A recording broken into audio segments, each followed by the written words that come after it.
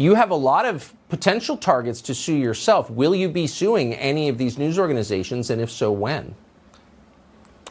Well, right now we're looking at quite a few politicians, celebrities, athletes.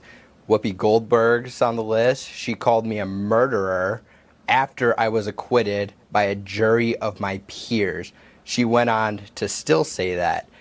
And there's others. Don't forget about Sank from the Young Turks. He called me a murderer before verdict and continues to call me a murderer. Interesting. And what about the people who called you groundlessly a white supremacist, which makes it pretty hard to get a job for the rest of your life if you're a white supremacist? Will you be responding to them? Absolutely. We are going to hold everybody who's lied about me accountable, such as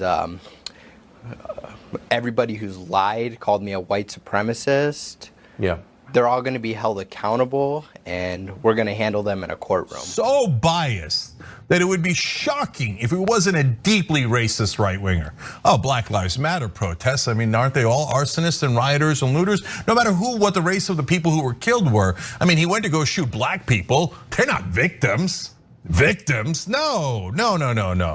Kyle Rittenhouse murdered these people, and the right wing started like a GoFundMe page or whatever and raised millions for him. They're like, oh, you went to go kill black people. And then at that Black Lives Matter protest, you murdered a couple of people. Bravo, way to go, murderer. Wait, guys, what are we gonna do with the right wing?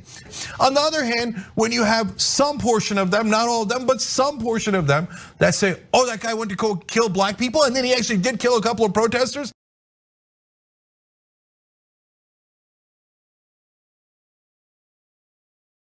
Rittenhouse crying on the stand, and everybody wondered, is it real, is it fake, etc. But there was a lot of people had sympathy for, oh my God, the poor kid.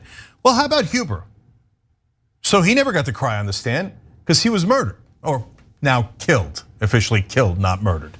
And so you never got to see him crying. You never got to see him do anything. He was killed as a young man in the streets because a maniac was running around with an AR-15 shooting anything that he perceived to be a threat after he started going in there, in my opinion, with the confrontation of bringing in weapons to a protest in the first place, right? So now that leads us to two other things. Just let me dispense with this real quick. The mom is the world's worst parent. She drove a 17-year-old with an AR-15 into what she perceived to be a dangerous riot. Oh, you want to go into the middle of a dangerous riot, my 17-year-old son? Here, I'll drive you across state lines to do it. Oh, here's an AR-15, so in case a butterfly floats by, you just murder everyone, okay? I'm sorry, kill everyone, okay? She's a despicable parent. Yeah. No sane parent would ever do that. But the right wing in this country is crazed. They're crazed. They can't wait to shoot people, which leads me to the biggest culprits of all. The Rittenhouse is not just any random killer. He's a white supremacist killer. He's a vigilante. He's a descendant of white Americans who killed black and brown people. And those white supremacist